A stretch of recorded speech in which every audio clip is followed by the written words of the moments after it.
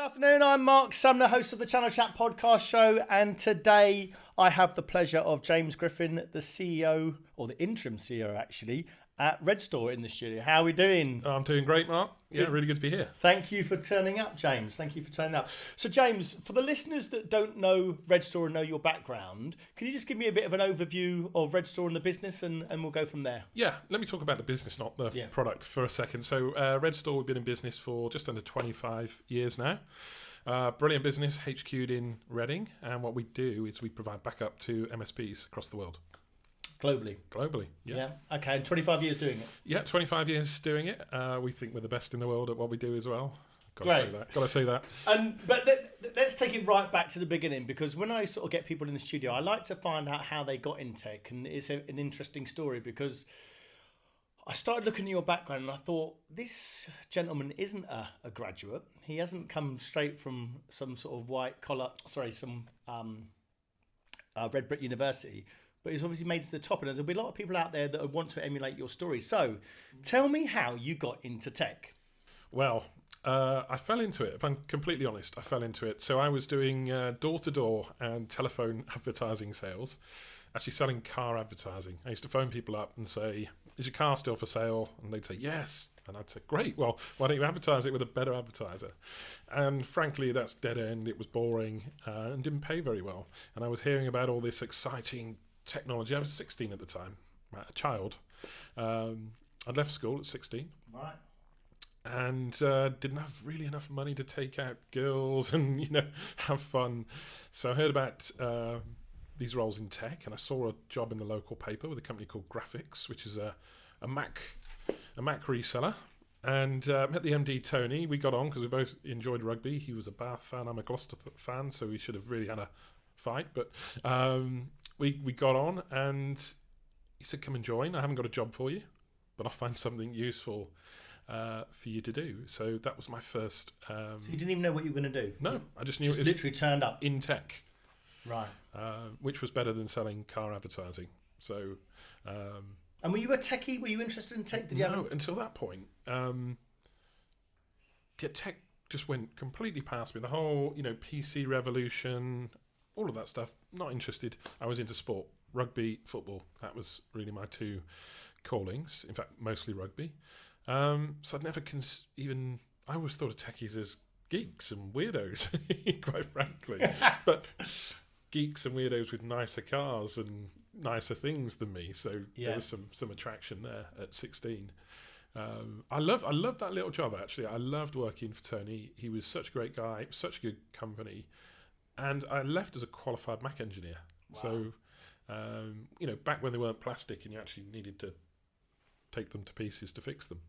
But it was a cracking job. I got to do all sorts of things. I was basically a paid odd jobs person. And it would be fix this pile of printers or do this, do that. But towards the end of my time there, I started doing a bit of selling. And Tony let me run the launch of the iMac, if you remember those. And actually talked to some customers. It was brilliant. I really enjoyed that. Got me really excited about this tech thing. Yeah. And when I looked at your background, I mentioned to you over lunch that we actually signed up FastHost when we started 24 years ago. We were a FastHost customer. So let's talk about that journey, because you were instrumental in the growth at FastHost, weren't you?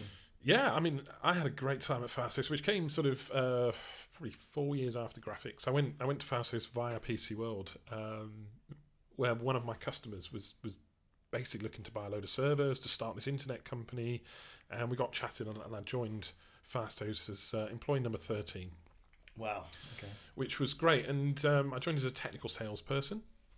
By the time I left there, sort of 4.5 years later, I think that year we were a couple of million of revenue. By the time I left, we were over 26 million, and we had 1 million customers, and one of the largest Windows web hosting company in the world at the time. It was great. I got to run or be involved with every part of the company because we were all really young. I was 20, I'd like to say 20, 21 at the time. MD was 19. Most of us were of the same age group. And I ran tech support, finance, sales ops, product marketing, all around the company in 4.5 years. It was an absolute whirlwind. And there must have been, now that's a young age to run a company of that magnitude. There must have been some stories of how you actually, the growth and the challenges, because everyone sees the success story, everyone sees the growth, everyone sees the big exit, and everyone wants to get on that train. But there's obviously a lot of challenges involved in getting that people on board. So talk about some of the challenges you faced when you were in the growth. Well, I think the big challenge is, for me personally, was naivety, actually, because you always assume that if you're in a certain chair, as the company grows, you'll remain in a certain chair. I actually personally was quite lazy about that. I was quite happy to sit in the chair and go for the ride, if that makes sense. Yeah. So, of course, that's not how business works. As the company gets bigger, they start bringing bigger people in with more impressive CVs and backgrounds to impress different sets of investors, and that actually changes your personal outcome, and it also changes the culture of the company from fun, fast growth to not so fun and still growing, and that was quite hard to take, actually. Something that was growing and is widely regarded as a success story, actually, culturally, I wouldn't agree. I wouldn't call it a success story at all, and we can explore that a little bit, but it's a strange thing to say you're part of scaling a really successful business, but you don't look back on it as a success. But I don't, because I don't have fond memories of the culture and the team, and I don't really have any connections back to that business that we spent such a long time growing at all. And you mentioned before about culture.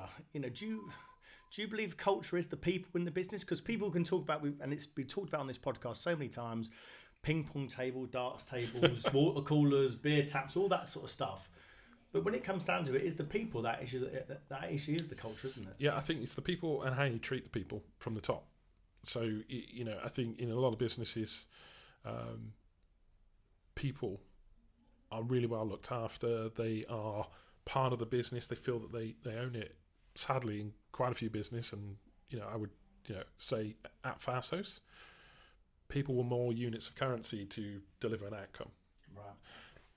And if you're into that sort of stuff, and some people build great careers doing that, good on them. But I think when you look back 20, 25 years later, different things are important to you. And what's much more important to me now is an alumni of people I worked with. And I don't feel I had that. So actually, I genuinely don't feel connected to one of the most successful businesses I was ever part of.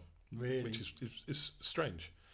But a good lesson. As I said, I left school at 16, and that felt like doing 3 or 4 MBAs in 4 years, learning everything about a business, including the sort of not so great side around how dilution works, and how it doesn't matter what chair you're in, other people will come in to do different jobs for different reasons, and that businesses change. Yeah, and do you think, I mentioned to you at lunch, one of the challenges of working for an owner-managed business, the owner can be the challenge, can't it? It can sort of strangle the business, and if you're trying to get people into different seats, it's quite challenging. How would you advise companies out there or candidates that are looking at companies and they're thinking, well, it might be owner-manager, it might be VC-backed? What's the sort of red flags you should look at when you're choosing a company to work for as well? Because you've been to a companies that I've been through it. You've been through it several times, and I've worked for founders, I've worked for management CEOs, I've worked for companies where I've really loved the culture, and I've worked for companies where I didn't.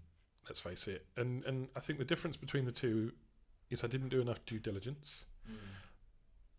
I didn't talk to my network enough.